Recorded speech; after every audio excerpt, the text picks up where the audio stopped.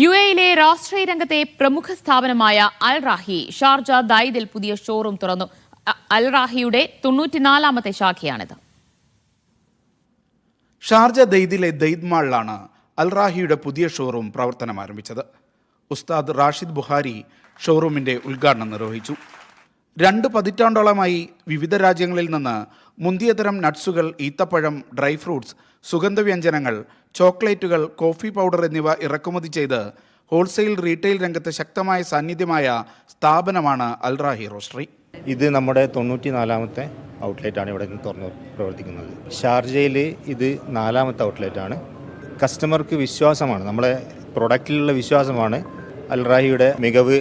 Customer സർവീസിലും പ്രൈസിലും ക്വാളിറ്റിയിലും നമ്മൾ എപ്പോഴും ശ്രദ്ധിക്കുന്നത് കൊണ്ടാണ് നമുക്ക് ഇത്രയും സംതൃപ്തരായ കസ്റ്റമേഴ്സ് നമുക്ക് നിലനിൽക്കുന്നത്. Al Rahi managing director Tanveer Thajudheen, executive ഡയറക്ടർമാരായ നൌഷാദ് കൊറോത്ത്, അജ്മൽ അസീസ് തുടങ്ങിയവർ ഉദ്ഘാടന ചടങ്ങിൽ പങ്കെടുത്തു.